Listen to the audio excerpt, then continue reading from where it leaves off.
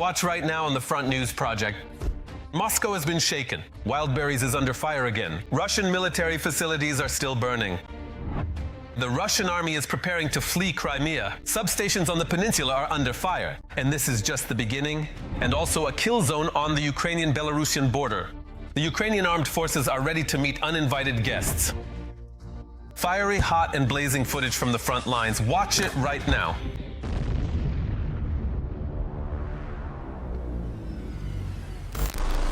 Greetings, Vladimir Timoshenko here with you, and we're starting right away with the main topic.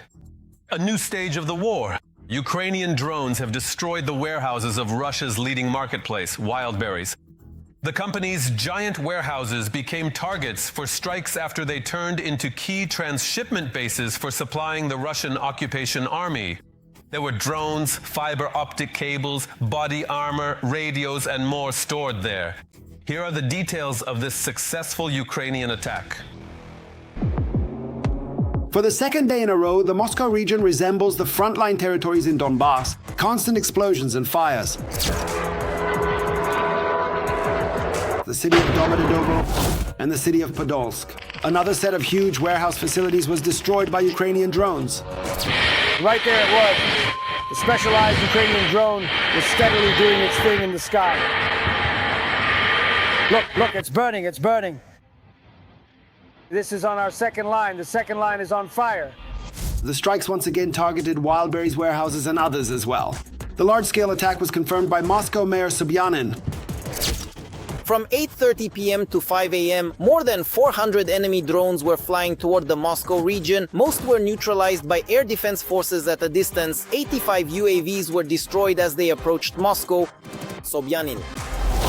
The terminals in Podolsk are among the largest logistics hubs owned by the company. But the Ukrainian drones targeted not only them. The most prestigious districts of the Moscow region also came under attack. The Sholkovo district is known for having the most elite, the most expensive settlements, summer cottage communities in the Moscow region, including the famous, or if you prefer, infamous, Rublyovo-Uspenskoye Highway, Barvika, Ilinskoye, Nikolina Gora, and basically everything that is associated with these very areas. Well, that's how it is, but now they are becoming, so to speak, a dangerous area to live in. Ukraine's long-range successes were also noted by Volodymyr Zelensky. The capital region, there are results from the work of our long-range sanctions on logistics facilities and an oil depot, thanks to the warriors of the unmanned systems forces, missile troops and artillery, and special operations forces. The distance to the target from our border is more than 400 kilometers. According to the Russian Federal Anti-Monopoly Service, by the beginning of 2024, Wildberries accounted for 47% of the Russian marketplace market. This means that almost every second order placed through marketplaces in Russia was processed specifically through Wildberries. The main value of the company lies in its established logistics infrastructure, which suffered significant damage from Ukrainian drones over the course of 2 days. The estimated damage exceeds 100 billion rubles. A huge number of military goods were sold on Wildberries, and these warehouses are very important for the Russian army.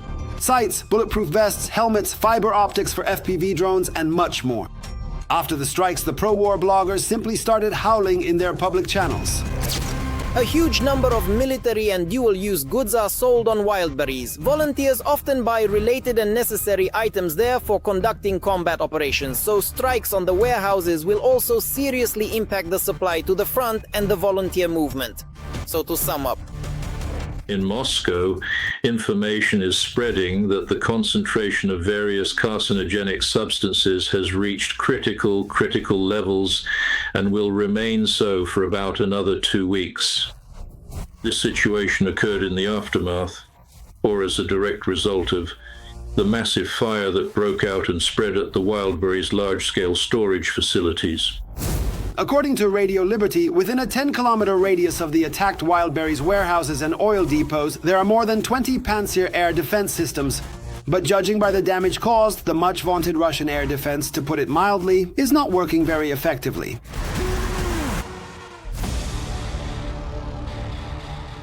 Well then, now let's analyze the operational situation on the blazing Pokrovsk direction of the front. Fierce battles have been raging here for years now.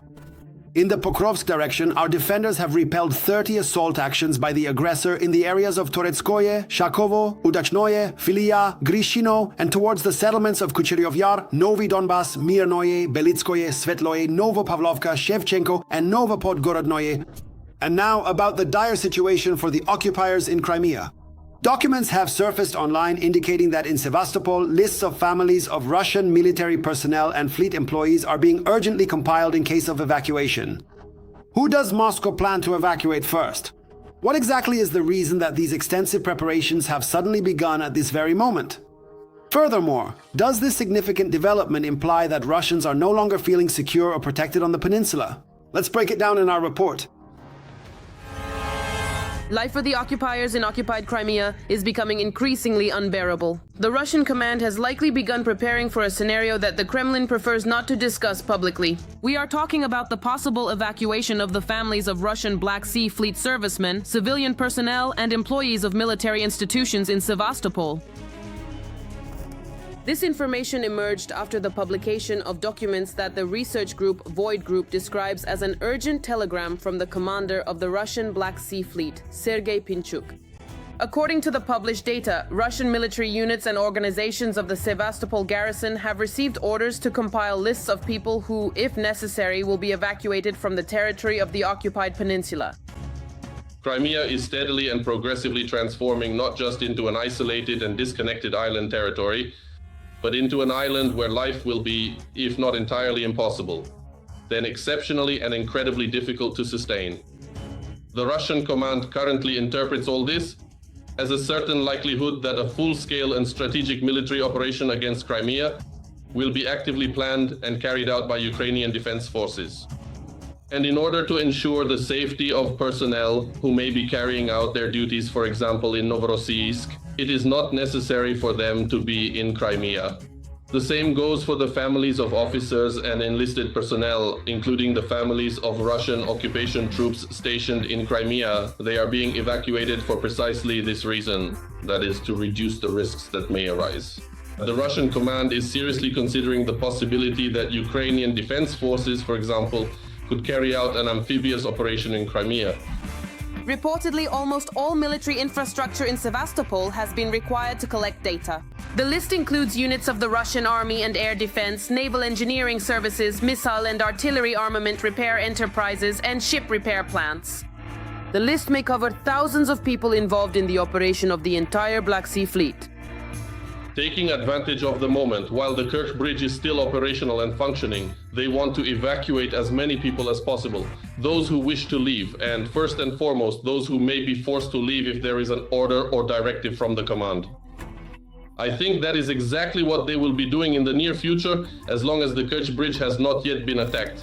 As experts say, the Russian Black Sea Fleet no longer fulfills the task for which it was originally created. Most of the warships are sheltering in Novorossiysk, and attempts to restore the fleet are regularly thwarted by Ukrainian strikes.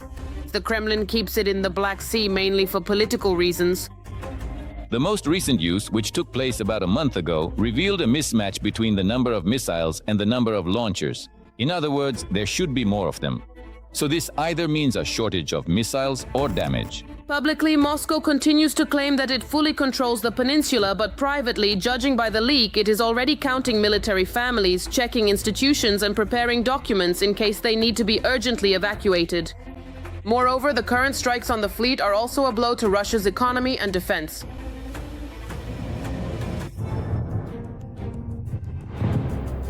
There is specifically a shortage of tankers, a shortage of ships. This is exactly what Russia may face, not to mention the losses it is already suffering due to such a blockade as in the Sea of Azov and now essentially in the Black Sea as well. And what we get is a very telling picture.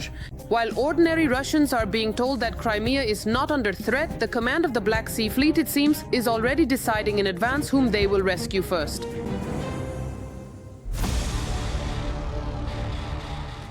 And now we move to the Sloviansk and Kramatorsk directions of the front. Let's be honest, these are also sacred targets for Putin and his entire clique. Accordingly, the situation here is also extremely tense.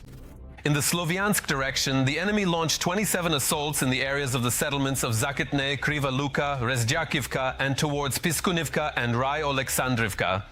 In the Kramatorsk direction, the Russian invaders carried out 2 attacks in the area of Nikiforivka. And continuing on the topic of Crimea, which is temporarily occupied by the Russians. The peninsula is without electricity and communication, gasoline, provisions, and in some areas even without drinking water. Soviet-era payphones are even being installed on the streets of the cities.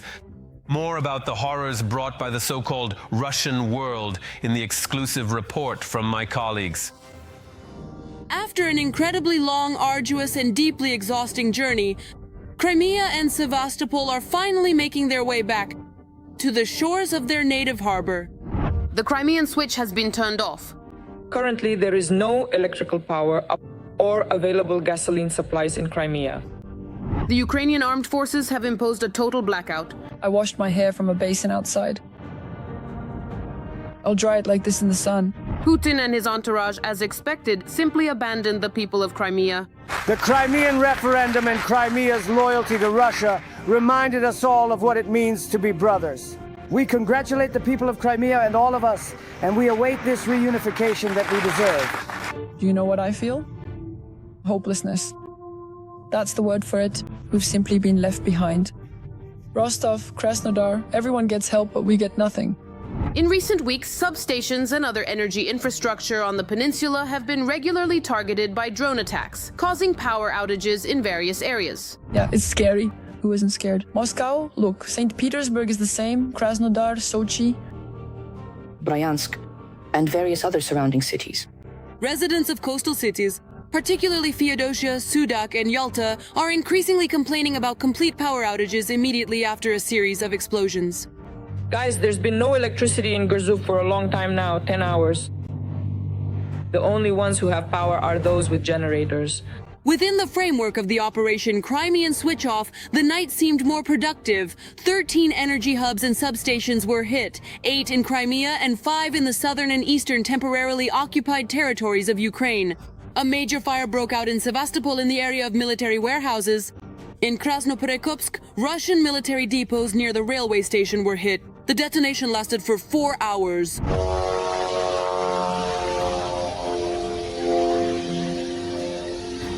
And residents of Yalta reported at least 2 explosions.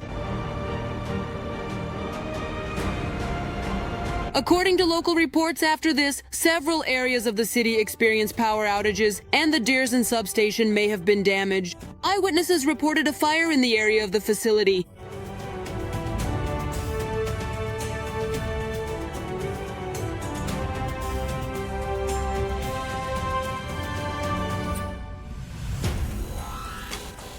The Operation Crimean Switch-Off involves strikes on energy infrastructure facilities that ensure the functioning of occupied Crimea. I live in Simferopol, and today I came home and once again there was no electricity. I had to walk up to a high floor, and as I was climbing, I thought to myself that I was really getting tired of all this.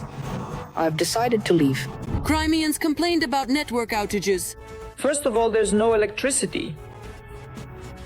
Basically, in simple terms, here's the router, and there's also this kind of outlet in the apartment. And here is a power bank.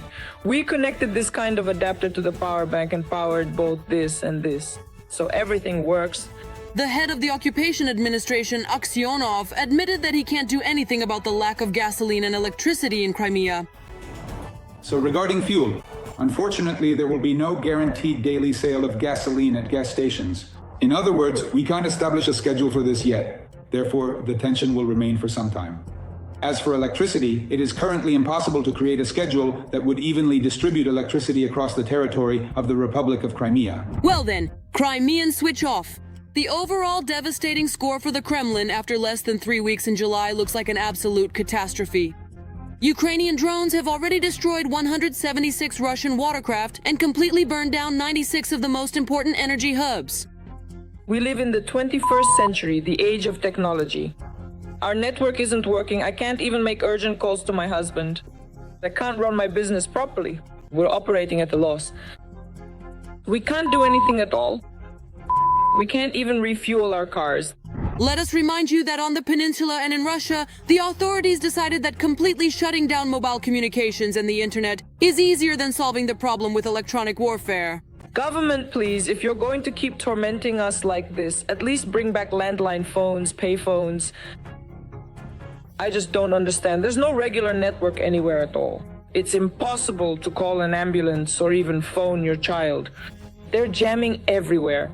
For the first time, the leadership listened and decided to start with Crimea. The introduction of nanotechnologies in the occupation administration of Yevpatoria was explained by the fact that landline phones would be useful during outages. Similar payphones have already been installed in Jankoy, which has been without electricity for 2 weeks now. Reports going up say that everything is fine and the power is being turned on according to schedule. In order for it to actually be turned on, as many people as possible need to file complaints. It doesn't matter where, to deputies who head the parties, or call the presidential administration. We need to somehow get through to them because otherwise nothing will be done. Against the backdrop of electricity restrictions, the occupiers are urging people to get information about the situation in the city via radio and to come charge their devices at special stations. I don't want to have to leave Crimea just to be able to develop. That's what eats away at me the most, you know? It frustrates me, as if there's no end in sight to any of this. Due to communication problems, residents of northern Crimea are also sending messages to relatives through intercity bus drivers. And let me remind you, it's only going to get worse. And this will continue in all Crimean cities. And now, in the 5th year of the special military operation, Russians are slowly starting to take an interest in politics. Meanwhile, Ukraine continues its operations. Massive drone strikes are depriving the occupiers group of the ability to refuel equipment, coordinate air defense radars, and maintain the functioning of their bases. This technological cleansing of the aggressors' front line and rear areas will only intensify, turning every enemy military facility into blazing ruins.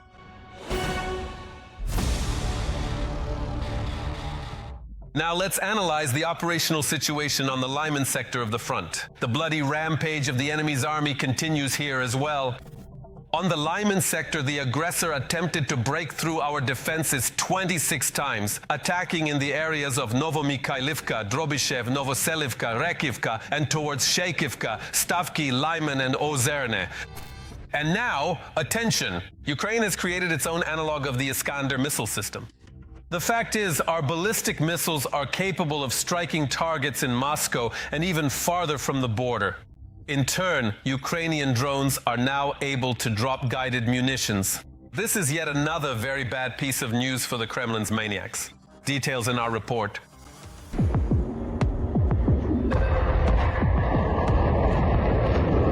Ukrainian ballistic missiles are no longer just a scare story for the Kremlin, but the real future for Russia's rear areas.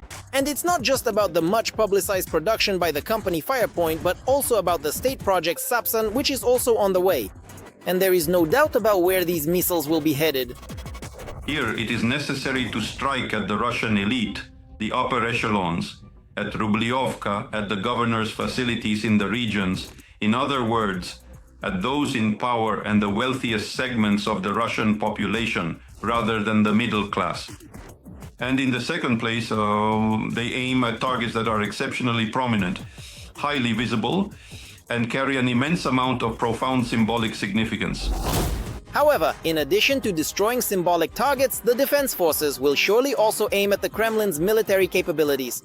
According to published data, the Ukrainian ballistic missile FP9 is already in the final stages of development.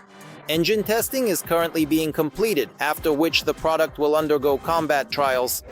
As soon as there is a test flight and it shows that everything is working properly, the next test flight should already be aimed at Moscow. Experts say that Moscow and the surrounding region will become the testing ground for Ukrainian ballistic missiles. First of all, this will undoubtedly be a shock for Russians and the leadership of Erefia. Secondly, it will allow significant damage to be inflicted on Putin's defense industry. I'm telling you, 80% of Russia's military-industrial complex is there. You see, when it comes to the military-industrial complex, you can go in and find it anywhere you poke within a 150-kilometer radius around Moscow. Practically all the more or less serious factories, machinery, electronics, some kind of assembly, it's all military-related. That's why you can strike there without any hesitation. Another important point regarding Ukrainian ballistic missiles, they will undoubtedly allow Ukraine to level the playing field with Russia ahead of the heating season. Judging by today's attacks on Kyiv, Moscow is counting on continuing this terror during the cold months. And here it's extremely important to have a worthy response. The cold winter season is now lying directly ahead of us. and we essentially find ourselves with two primary options for how we might successfully make it through to the other side. The very first option is to learn how to effectively intercept their ballistic missiles. And the second option, which is more realistic, is to strike some key symbolic targets in Moscow and propose an exchange. If you stop hitting our civilian infrastructure, we will stop hitting yours. At the same time, Ukraine will undoubtedly reinforce its strikes with ballistic and cruise missiles. And here too, our defense industry has made significant progress. According to the Firepoint designer, production capacities already allow for the manufacture of 90 Flamingo missiles per month, as well as about 200 long-range drones per day. And there is no doubt that Russian air defense will not be prepared for this Ukrainian trio. The entire city of Moscow and its surroundings are now completely within the strike zone, falling under the area of impact. This means that all enterprises in the Moscow region that produce missiles, design missile technology, manufacture both cruise and ballistic missiles in this area, or design ballistic missiles, produce electronics for them, and manufacture UMPC units. All these enterprises will be primary targets. Meanwhile, there are also quite a few updates from the front lines for the defense forces. In particular, Ukrainian drones have gained the ability to drop guided munitions thanks to the Ukrainian Firefly guidance module. Additionally, our UAVs can now launch missiles.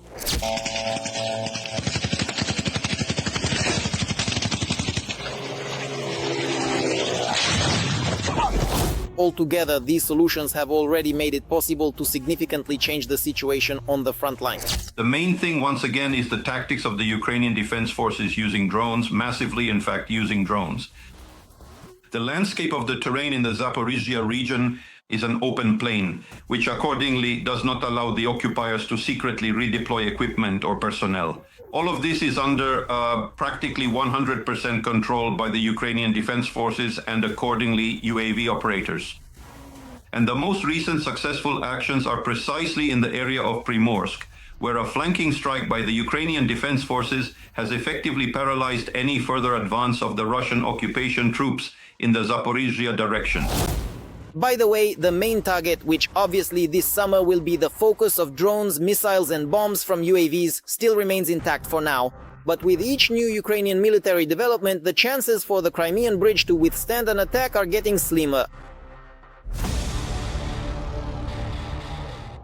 Well, now let's move to the Kostyantynivka direction of the front. Here too, the Russian world continues to destroy, kill and maim. In the Kostyantynivka direction, the enemy carried out 24 attacks in the areas of the settlements of Kostyantynivka, Ilyanivka, Ivanopole, Stepanivka, and towards Pavlivka. Ukrainian border guards are strengthening the northern borders and creating a kill zone, preparing for a possible attack from Belarus. This was reported by the State Border Guard Service. Border guards are constructing anti-tank ditches, multi-layered barbed wire barriers, and rows of concrete dragon's teeth. And this is only part of the fortifications being built by the State Border Guard Service personnel on the northern border. Now, we will tell you more about this topic in detail. The border is locked down as well as fortified, dug up and mined. Ukrainian border guards are actively preparing for a possible invasion from Belarus. Since 2022, engineering barriers have been continuously constructed here. And now, in the 5th year of the war, we can confidently say that the border has turned into a real kill zone for the enemy. The main threat is the infiltration of enemy personnel. That is their driving force. Mechanized assaults are also taken into account in this matter. For the most part, the terrain here is forested and swampy, so at the moment it is difficult for vehicles to move through. And there is more than enough here to meet any infantry.